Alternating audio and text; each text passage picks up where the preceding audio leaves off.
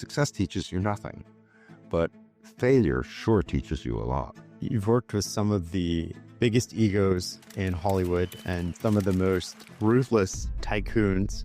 I'm wondering if you can spend a few minutes on the lessons you've learned about ego and power. Barry Diller is a legendary media mogul, businessman, and investor.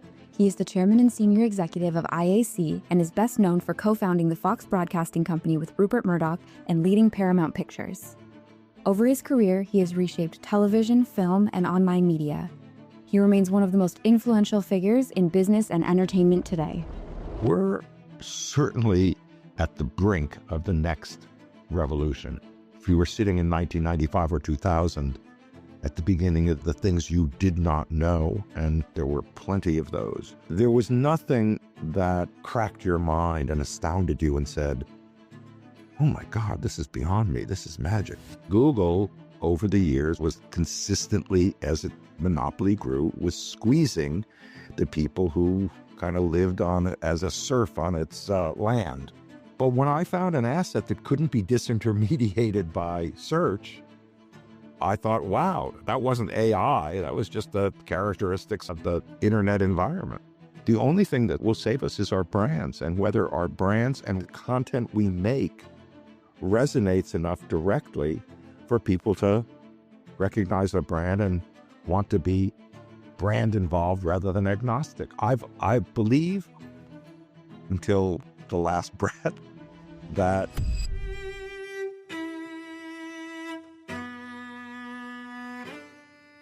At 83, you chose to reveal some of the most private parts of your life, and you're a super private person. Why now? I can't do the why now. It wasn't like I chose this date or that date. It's that I had thought that my life was a good story. And if I could tell it true, then I wanted to try and do it. So it took me an endless amount of time, basically because I put it away for a year and come back to it and put it away for 6 months and then come back to it. It was only really in the last couple of years that I wouldn't call it dedicated, but that I had more discipline.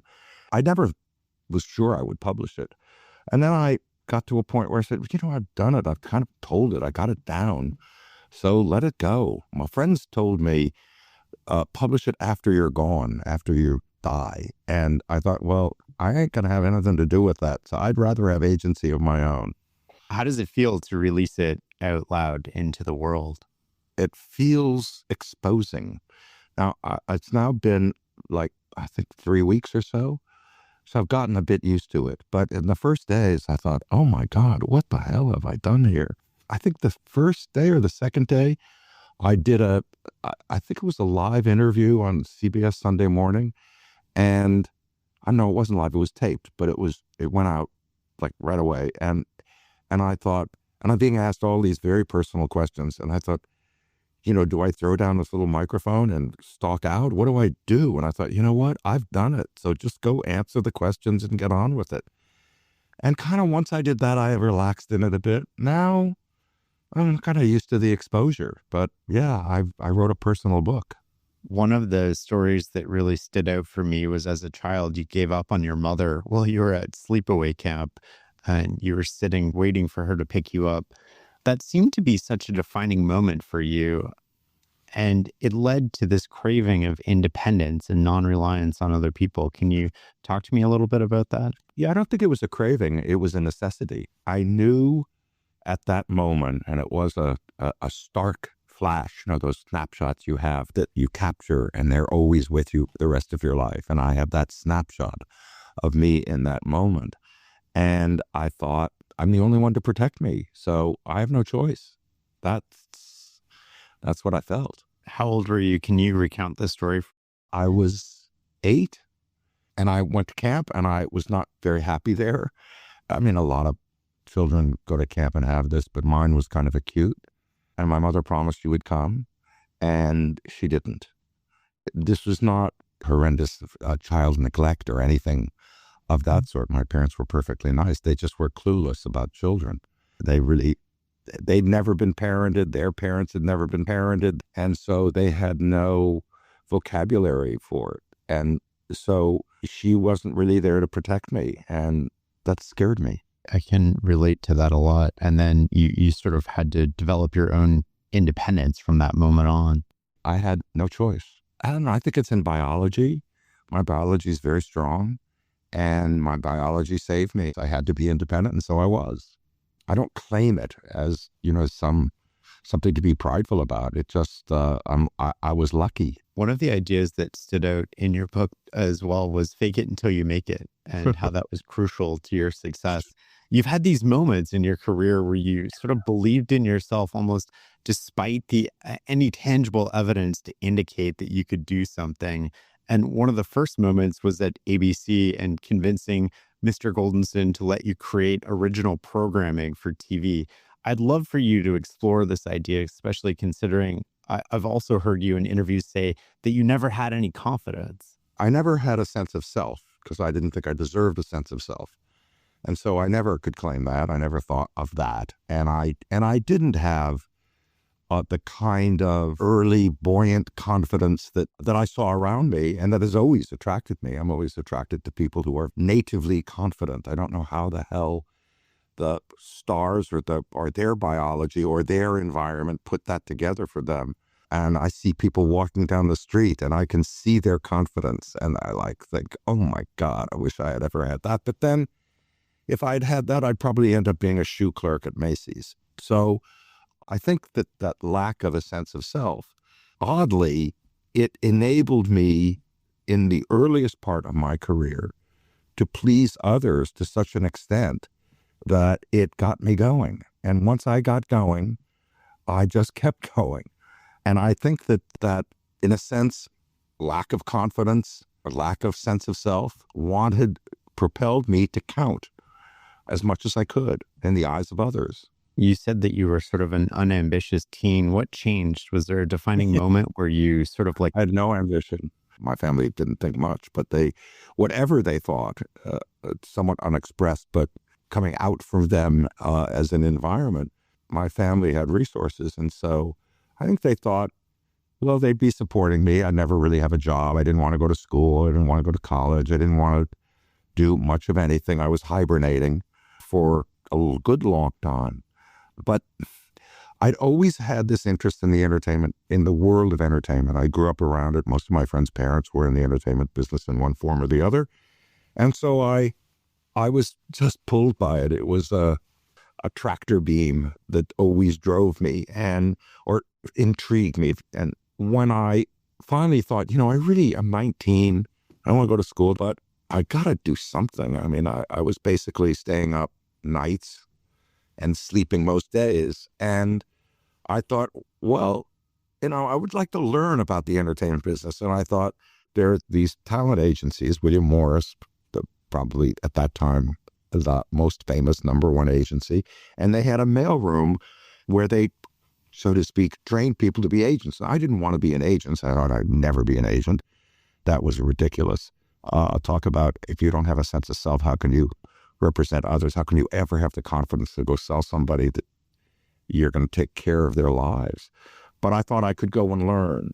And I essentially went there. And at that time, there were big file rooms, paper file rooms, and I read the entire file room. And they had had the history of the entertainment business for 70 years. And so what incredible luck for someone who wanted to learn stuff. And I did. I was insatiable about learning. And that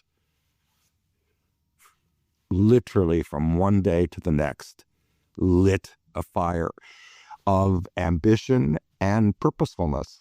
I love the idea of sort of dark hours and sort of hours learning and preparing that other people could do but didn't do. And you sort of alluded to the fact that nobody wanted that job downstairs in the room. It was just you. Yep. I was really lucky because all the people who were in the mailroom, they just wanted to get to be agents. Since I didn't want to be an agent, I took the job no one else wanted. They all wanted to go, and that horrible word, network around, meet people, press people, do whatever.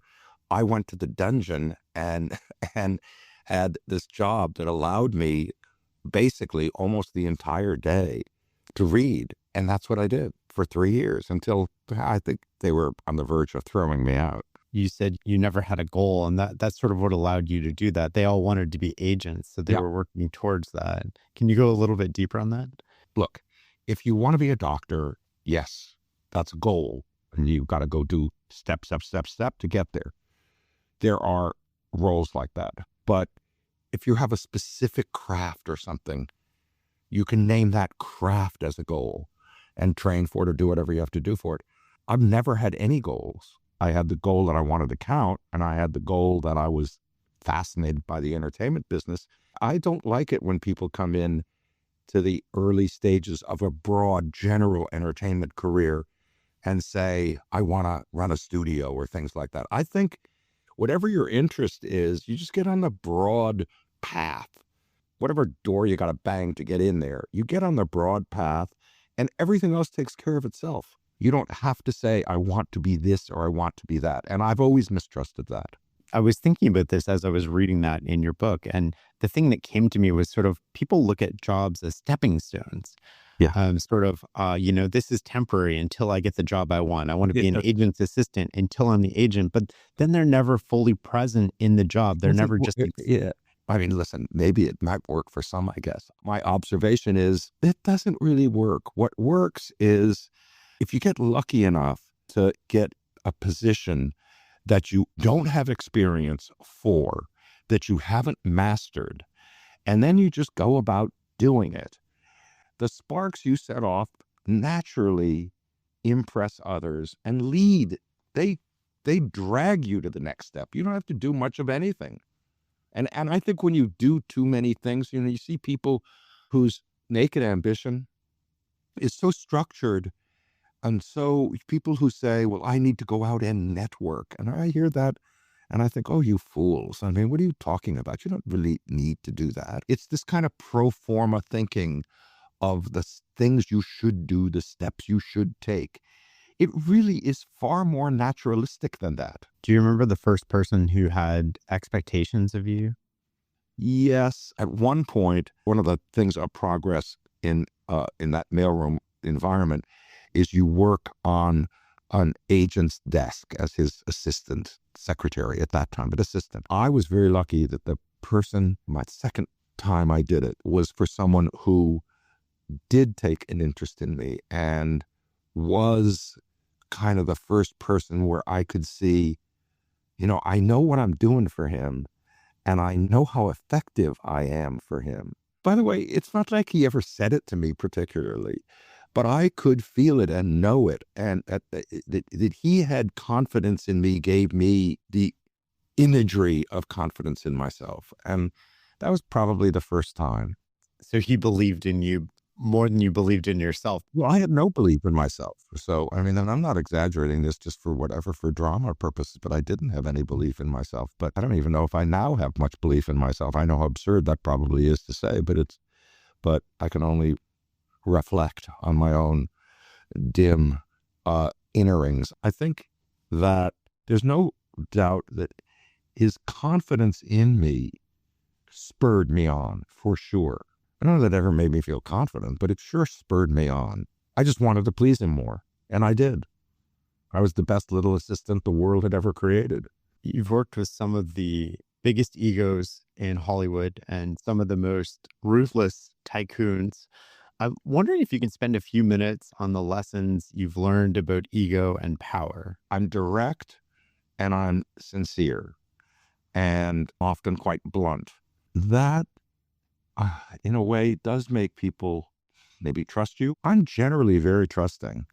I don't start out untrusting. I start out trusting, and you have to do a lot to break that trust. So I think that ability to initially trust and people realize that I am trusting them, and I don't say, oh, this is a very precious thing, please don't screw this up. Of course, I've been in situations where it's been misplaced, to say the least. You can't be in business as long as I have to not have your trust broken a lot of times. The great thing is I can't really remember, and I don't have any vengeance. And that's, again, just luck. It's not something I would take pride in. The one great thing about the entertainment business has been, in many ways, demonstrations of various excessive personality in order to get something done or to be distinguishable from the next person, excessiveness is not a bad quality. And also, if you're trying to convince people of things, you probably got to have either forceful personality, forceful something. That's just whether you got it or you don't got it. And today, there's less of it than there was when I was kind of growing up in it, where there was just outsized personalities that, if you're interested in entertainment, this is, we've read about for 100 years, that kind of created the business, the motion picture business in particular. It's now a completely different dynamic, but those outsized personalities were thrilling to be around. Are you struggling to manage your projects at work using lots of different tools for communication, task management, and scheduling? It doesn't have to be this hard. Basecamp is the refreshingly straightforward, reliable project management platform. It's designed for small and growing businesses, so there's none of the complexity you get with software designed for enterprises.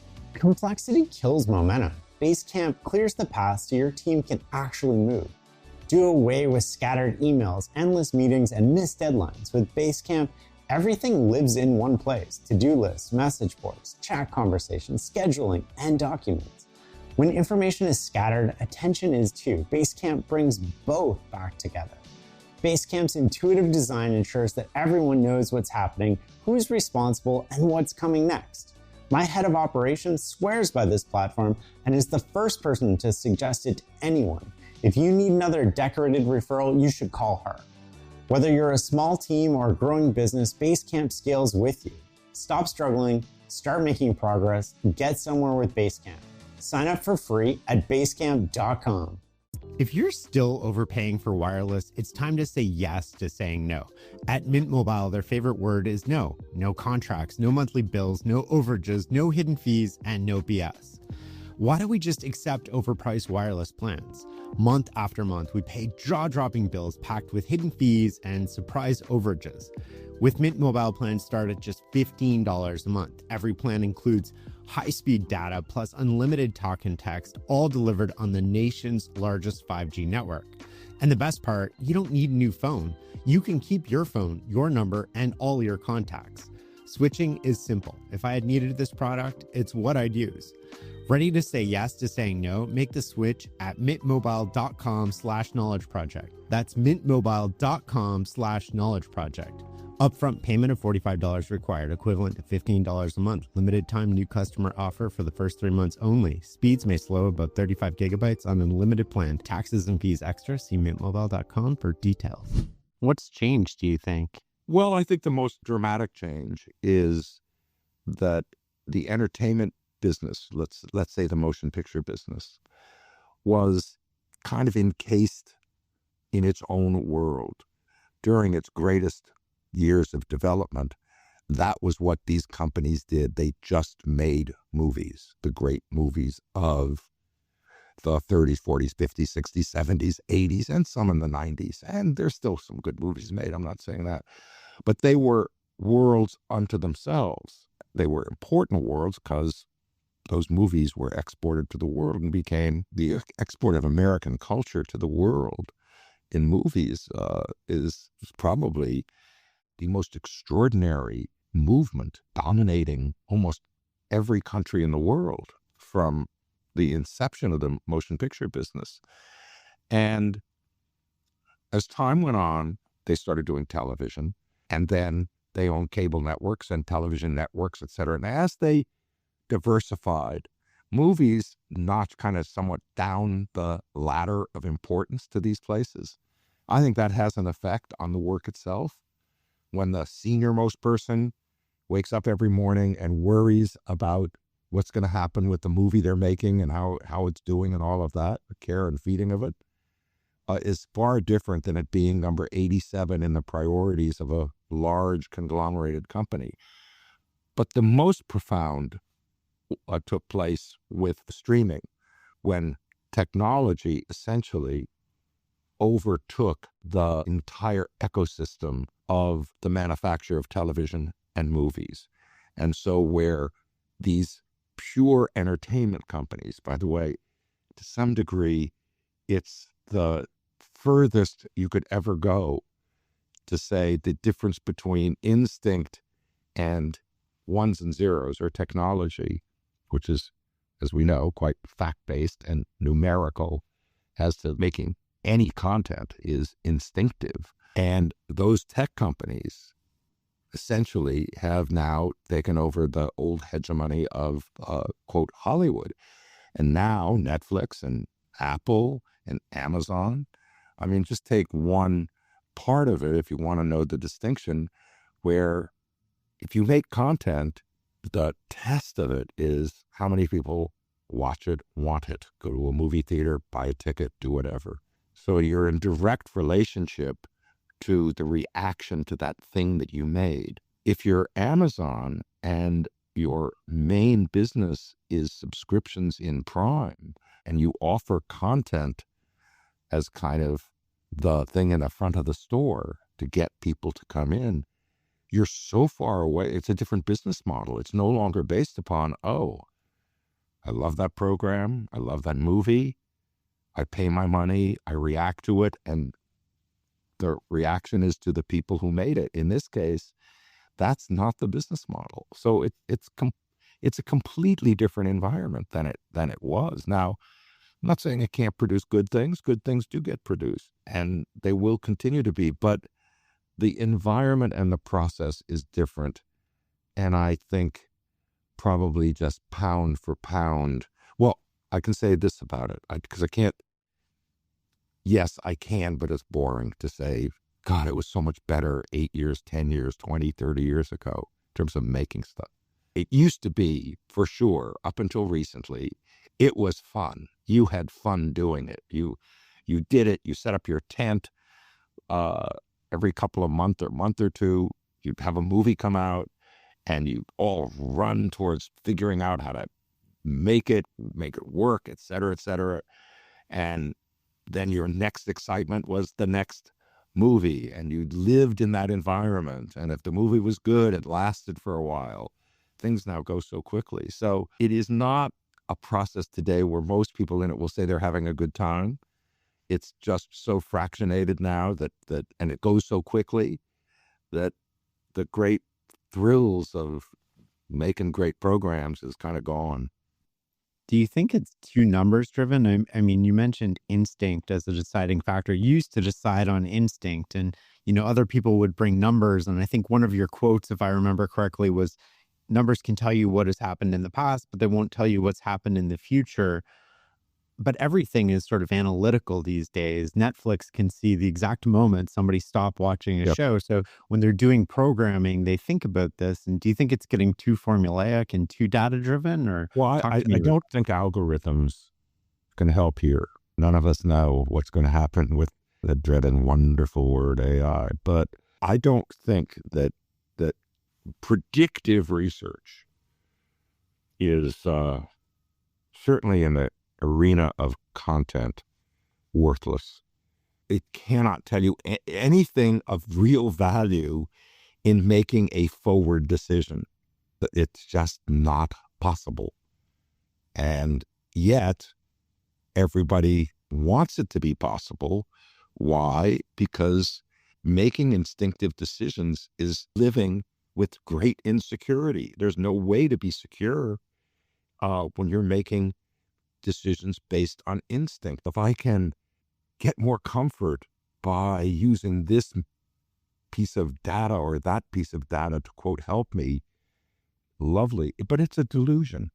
It's almost like hiding, the safety in the numbers. I wasn't wrong. The numbers were wrong. And you can absolve yourself from responsibility in a way. You can only do that for so long, because in the end, your work will get you, good or bad.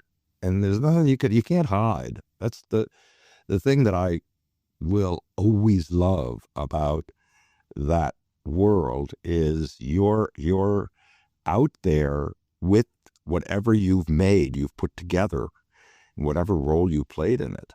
And there's no hiding. It's there for people to see and react to, and they will react. Is there any particular failure that stands out in your mind as like, oh, I learned a lot from that one, or it was more impactful than the other ones? If you are in the work of making things, content, you're going to have a good amount of failure. It's not possible otherwise. Now, I've been lucky. I won't say it's luck. That isn't luck. But I've had enough successes to balance the failures and probably have had a better average, let's call it, of that. But every failure in some way ought to teach you something. And success teaches you nothing. But failure sure teaches you a lot. Are there lessons that you've sort of been taught multiple times from failure that you're sort of like, I keep running into that, but it's a different version of the same problem? The most important thing, and the thing that I have been reminded of continuously, is to keep scrubbing my instincts clean, as it were. Every time I've made a decision out of cynicism, I wouldn't say every time, because sometimes probably it does work, but there's a continual theme of cynical decision making that is poor. So being naive, not being cynical, being able to not let life experience, so to speak, infect your basic instinct, your ability to know a good idea from a bad idea. That has been, if anything, the thing that constantly I've had to work at. Because as you gain experience, the natural tendency is to be cynical, or is to be sophisticated, is to know things. And it's something that I've just learned to fight against, not always successfully. How do you maintain that beginner's mindset, though? Like, what are the things that you do to approach things that way? I wish I could give you a prescription for this. I think probably the best way I can say it is hold on to naivete. Do not let the fact that you are, of course, learning things, and learning is, of course, how could you say it's anything but good? But living in an environment where the corrosiveness of the day grinds at you and makes you worriedly cynical and all of that, is just something you got to fight against it. It ain't the best prescription, but that's all I got. You mentioned AI. I want to come back to that in a second. You've lived through major technological disruptions, from cable to TV to home video to theaters becoming less important. And now we have the internet and we have AI here. I'm wondering if you can spend a few beats on AI and tell me about how you see that not only impacting the media and film business, but also maybe double click on how you think it's going to impact the website and travel and all of these other things that you're involved in. Off the content business into the worlds that I've been in for the last 25 or so years, which is the worlds of internet tech life with Expedia and dozens of other websites, commerce sites, etc. And I was very lucky. I got to participate in that revolution, which started really around 95 when the internet started to get used by ordinary folk. And I was there in that period and able to have this wonderful field kind of open there just for the, so to speak, grabbing and learning. And that was definitely a radical transformation. We're certainly at the brink of the next revolution. If you were sitting in 1995 or 2000 at the beginning of the things you did not know, and there were plenty of those, there was nothing that cracked your mind and astounded you and said, oh my God, this is beyond me. This is magic. You could master it. It wasn't hard to master. AI, will it master us? Certainly in some cases, it probably will. The first time I used ChatGPT, which was before it was released, and I thought, well, this is friggin' magic. And we're past that very early stage. We're into the great unknown here. It's going to have profound effect. I don't know to what exact extent. I know that for my businesses, we are racing, and we've been doing this for years. And anyone in business has been using machine learning for a decade or more. We're so far past that now in so many different areas that I can't by any stretch tell you the extent of these changes, except I know they're profound. How do you think it's going to impact the travel business? Well, it's already impacted the travel business. You are able now, Expedia, which is a large entity, 115 or $20 billion of sales. It's a large enterprise, and it is a tech company. The things we are using AI to do now, which did not exist, is profound in every area of our service. It is more than likely that within a year, but I don't say that, and I think it really is probably truly within a year or so, you really will be able to have a conversation, agentic, this new word, where an agent does work for you, will know so much about you. It's not like they will have known that your calendar says you have to be in Las Vegas on Thursday, the 20th of September, and will just take care of everything for you. Eventually that may happen, but the dialogue that you will have very soon, where the agent will know so much and have such agency with the ability to actually complete a transaction in all its respects, is not far off. That's an extraordinary change. If you're a founder, you know naming your startup takes forever. You finally land on the perfect name, only to find out that Peter from Delaware got to the .com first. So you're stuck with two bad options: pay up and fund Peter's retirement, or tack on random words until your domain looks like a Wi-Fi password.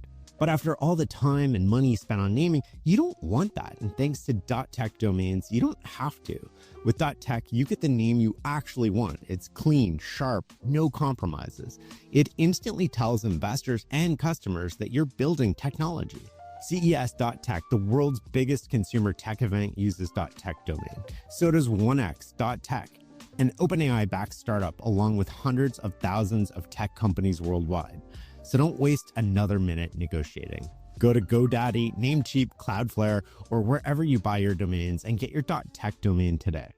Introducing the remarkable Paper Pro Move. It's a paper tablet, a digital notebook that combines the familiar feel of paper with the digital powers of a tablet.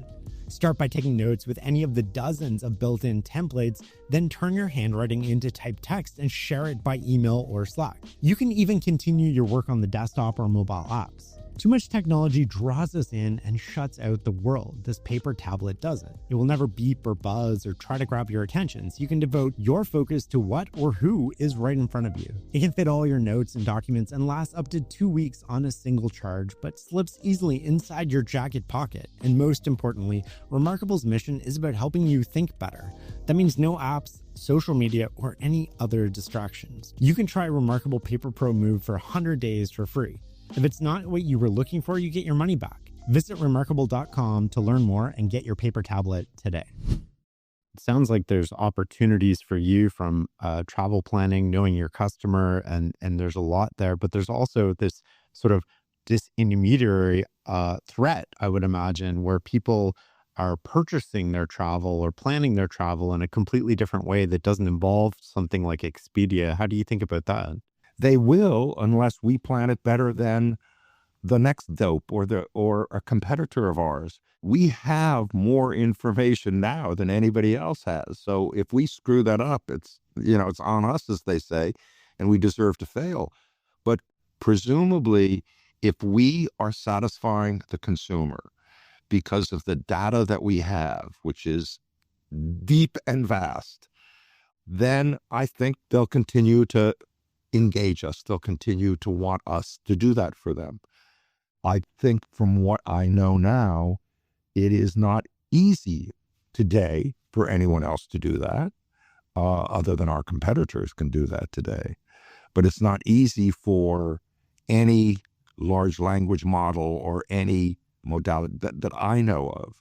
So it's up to us to do it. It's always, listen, we're the largest publisher. It's another business of ours called Dotdash Merida, where we're with People Magazine, Better Homes and Gardens, Travel Leisure, et cetera, 60 some odd magazines that we publish digitally and also hugely still in print.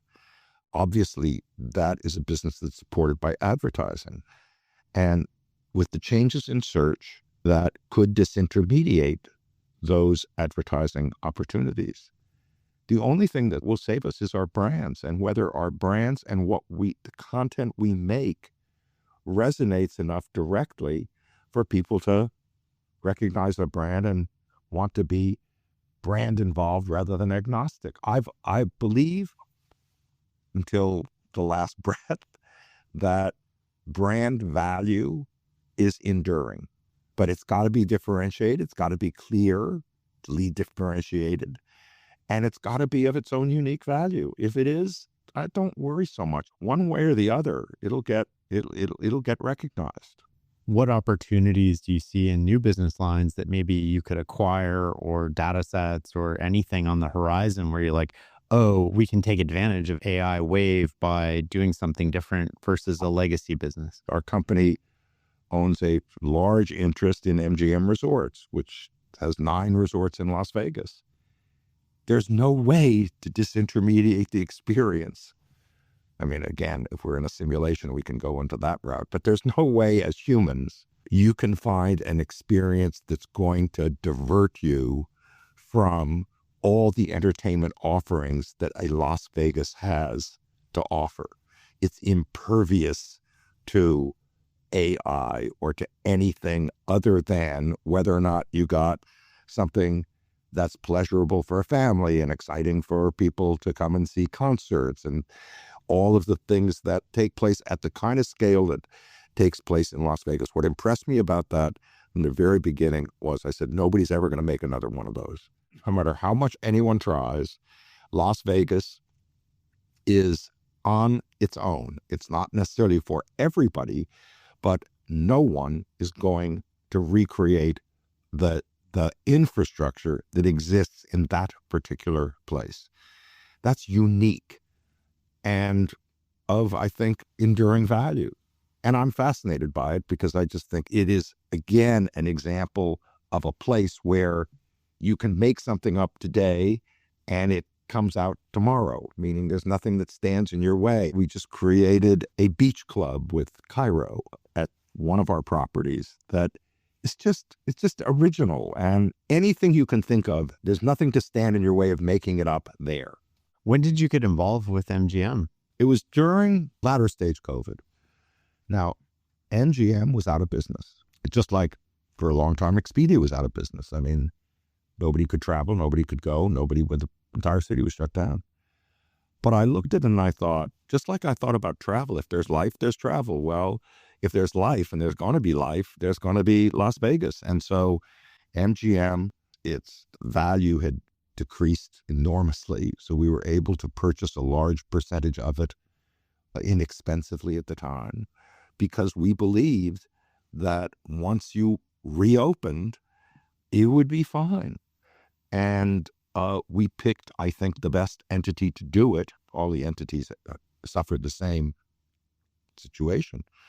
But that's what intrigued me. And its infrastructure, the fact that it had 480 restaurants in one place, 125 performance venues, 9 million, I think it's 9 million feet of convention. I mean, it just was, once we learned about it, it was so vast and deep.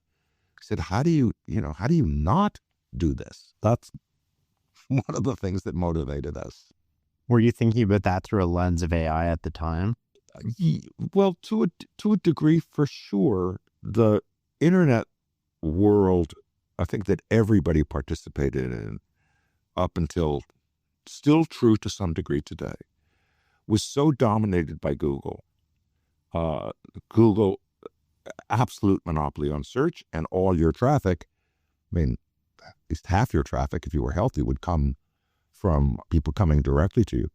But the other half, without which you wouldn't be able to survive, came from Google. And Google, over the years, was consistently, as its monopoly grew, was squeezing the people who kind of lived on it as a serf on its land.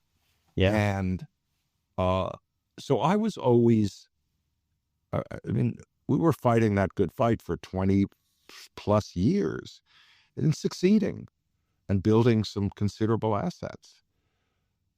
But when I found an asset that couldn't be disintermediated by search, I thought, wow, that wasn't AI. That was just the characteristics of the internet environment. I want to come back to the fact that you said sort of you were direct and blunt as two of your sort of things that define you in a way. And most people shy away from confrontation, and you love it. Can you tell me more about that? I'm not really very good on my very own staring at a wall or at a screen or at something. I need the convulsive arguing of ideas, of people who have passion.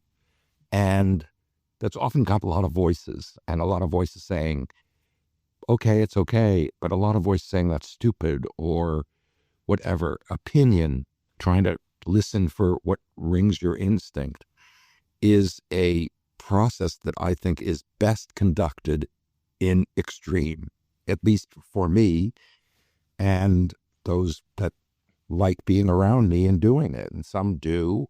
I love confrontation because in confrontation out comes stuff that if you're listening, no matter how noisy that confrontation gets, if your ear is open, you're listening and you'll hear something. And the thing you hear will be a better truth, at least for me, than in any other process. So I do love it, and I've always prized it. And if I'm not in an environment where it's happening, I think it's kind of dull outside, inside, or wherever. Why do you think people aren't always direct? Like, where does that come from? Where does your directness come from? Was that a learned thing, or were you always direct? No, I always was. I don't know why. My interior thinking, like many things with me, I think it's biological. I can't do it any other way. It's not like I made a choice. It's like I said, oh, let's do that because it's better than not doing that. So then in endless situations where I see people run from confrontation, and I, of course, can't do anything. Of course, I tolerate it, but I tend to kind of run from it. It just makes me uncomfortable. And I understand better those that are incapable of it or worried about it than I do me that's very capable of it. I mean, I certainly understand why you would be. It's combative. It is irritating. It is often frustrating. It is a lot of things. I value those things. Other people hate it. You have a passage in your book that I loved. It's great self-talk, and I'm going to read it because I want to quote it. You said, like almost everything in my life, iteration, one dumb step in front of the other, course correcting as you go, is the only process I'm any good at. It's true. And this process became your mantra. Can you unpack this for me a bit?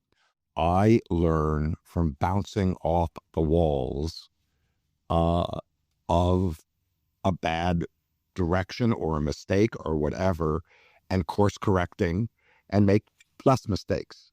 Look, there are some people for sure, relatively few, but there are certainly people who don't need to bother with that because they are brilliant in ways I'm not. And they are able to seemingly not have any process. That's where genius lies. For those people that are fantastic, my observation is they have other problems. But for those of us who are not, particularly in something that hasn't happened before, now, things that are very known, you can find guideposts. But in the world that I am involved in, and the world that I'm most happy to be involved in, is where something isn't known and you are making progress as you go, building a company step by step, an idea from whatever, wherever it comes from to whatever it's going to be. The only way to proceed is in that world of unknown, of building something, is I can do it only by bouncing off the wall, going a step forward, pushing back, being pushed back a half a step, and eventually making less mistakes and busting through. I think what keeps people from doing that is they don't want to look like an idiot. So it prevents them from starting in the first place. They don't want to look like an amateur. They're scared, but what's your reaction to that? It was a long time ago. I don't know who said it or whatever, but it rang for me very true. Somebody said something and someone else said, well, that's stupid. And the person said, that's what I want. Stupid. The more I hear stupid, the more I will hear ideas. And so if you're in a process with other people and any idea, dumb, stupid, wrong, any one of those words you want to attach to it, is a step to the next idea, which isn't. You got to get stupid before you get smart. When you need to build up your team to handle the growing chaos at work, use Indeed Sponsored Jobs. It gives your job post the boost it needs to be seen and helps reach people with the right skills, certifications, and more. Spend less time searching and more time actually interviewing candidates who check all your boxes. Listeners of this show will get a $75 sponsored job credit at Indeed.com/podcast. That's Indeed.com/podcast. Terms and conditions apply. Need a hiring hero? This is a job for Indeed Sponsored Jobs. You never feared failure because you had one primary fear most of your life, which made it easier for you to eliminate other fears.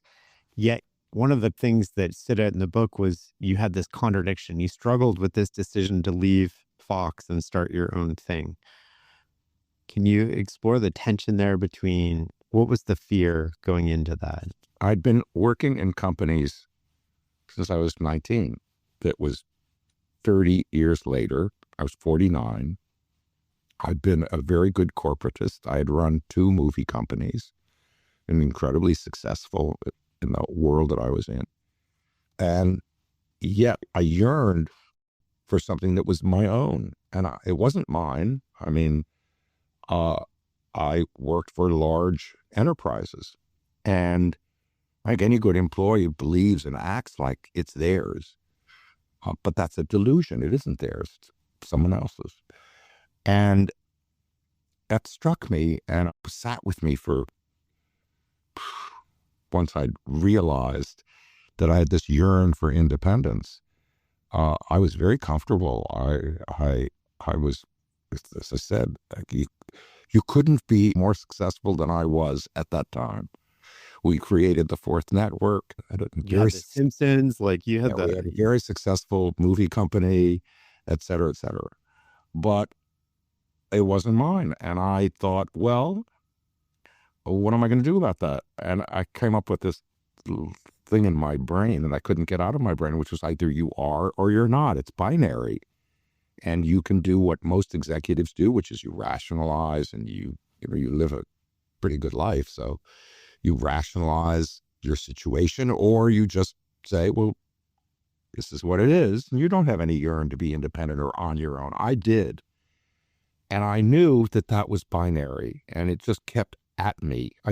Wasn't that I was afraid. It was, I didn't want to confront the very binariness of it, because on the other side of not being a corporatist or being on your own or being independent or wanting to build something yourself is that you are very far away from the mother church. You really are on your own. And while it didn't frighten me, it was like such a different solar system that I couldn't even conceive of it other than in these terms of you are or you're not. And I couldn't accept that I was not. And that's what got me out. It was my inability to accept that. And so I left Fox and had no clue what I was going to do. So up until that point, you had been on the receiving end of a lot of these compensation agreements, and now you're setting them for your CEOs. How do you think about that? Do you have a different approach than others, or how do you think about incentives and ownership? I believe in risk and reward. And I believe if you take risks, and if you're doing any valuable work, you're going to be taking risks. If it works out, the rewards should be there. And we now, and always have, hope always will, compensate people accordingly. People can't gain wealth in the enterprises that I'm involved in. Something's wrong with the enterprise. So I'm about wanting people to give people the opportunity to create real wealth with unlimited upside for it. How do you think about that? Can you walk me through an example of sort of like how you think about the principles of compensation and alignment and base salary and sort of Well, incentives? I think generally compensation that is stock-based is not the best route. It depends, again, it's a broad general statement. For developed enterprises, it's not the best route. The best route is, up to me, a much simpler one. If you create value working in a project, or you create value to whatever degree you create it, you should share in that value on a cash basis, meaning any time period, a year, just take every year. If the enterprise does well, you should have a share of how well it does paid to you at that moment. What I have learned is that most people, you think that giving large populations options in the company's securities, that they would hold on to them. And what you find out is 80, 90%, the first moment that they, quote, vest, they cash them. So I don't know. I've got a lot of endless thoughts about that bore the hell out of everyone. Well, they won't bore me. I'm really curious about it, actually, because, stock-based compensation is, it distorts a lot of the economics of the business, and people think that it incentivizes or retains people when you've had no problem. I don't believe, by the way, I've heard retention arguments from time immemorial, decades of, well, we do this to retain people. I think that's ridiculous. You retain people. People stay in your enterprise because they like what they do and there's opportunity there. A handcuff, so to speak, or they stay because they haven't vested in this or that. I think that's hogwash. I don't believe in retention. I believe in opportunity. I like the idea of sort of participating in the success of the organization. How do you think about it as a new CEO coming in, maybe to a mature business? And do you set the compensation based on above baseline for next year? Or how do you think about that? You certainly, if you have an ongoing business, you're really compensating people for growth. I mean, other than base tasks that need to be performed, you want growth. If people can provide you with growth, you should give them a share of that growth. If they want to be an owner, they can take their cash compensation and then go buy stock. Yes, absolutely. Give them their resources and let them go do it. But the wealth you can create for them, it should be based upon what they do and what they produce. Have you ever lost anybody ever because you wouldn't give stock options? No, I don't think so. See, people might say yes, but I don't think so. One of my friends had a clever idea because he doesn't give stock options. So when he was recruiting people, they were like, we're walking away from all these options. And he's like, I'll give you the exact same options at the company you're leaving, but I'm not going to give you options in the company you're coming to. That's a good idea. I like that. One of the moments that really stuck out in your book, you had this core principle and you said that the clock starts ticking the moment you're made aware of the incident. From that second, you're responsible for the actions. And I think you hit on that in relation to two of your marketing people who were stealing from you. Can you tell me that story and sort of what happened and what the realization was? It was my first exposure to something like that, where we found out that two of our key executives had been stealing, and one of my colleagues said, we can bury this. Another of my colleagues said, well, actually, one of the people who did this really threatened you very directly, kind of blackmail, and saying, if you expose this or if you report this to the authorities, we'll do this terribly damaging thing, which was so heinous to me. But what I realized, and it is a great lesson for me, presuming you run a straight organization, meaning, in other words, presuming you're not engaged in nefarious stuff. But if something happens, and it doesn't necessarily be somebody stealing, it could be one of your products has some antisocial thing that you discover, or somebody in your organization has just done something that is unethical, whatever it is. And so long as you're running a general, like you have checks and balances, Up until that moment that you know it, you have no issue with culpability. You have no agency. You have no nothing. But the second you know it, the clock is ticking. And you have to have that in your brain. You have to know that every second after that, what you do about that is now your absolute responsibility. I have like a word bubble above my head about it, but it is a great discipline. And I've seen so many situations where that was not recognized, where prevarication or other methods where you're not aware that that clock ticks and every action you take is then your actions. Before that, you got no fault. I want to come to public broadcasting for a second. One of the things that I don't see getting enough attention that you wrote about was the fairness doctrine. I'm wondering if you can explain what that is and what the impact's been in getting rid of it. Well, the fairness doctrine was a fundamental tenet of broadcasting, which meant that you had to, in any dissemination of anything, you had to present, if there were two sides to an argument, you had to present them fairly. You had to be fair in your presentation. And this was, along with a lot of other regulation, thrown out some time ago, and I think is very unfortunate for the common weal, as they say, meaning that proviso for broadcasters, that and the fact that they still are, but they were licensed because they were using the public airwaves belonged to the public.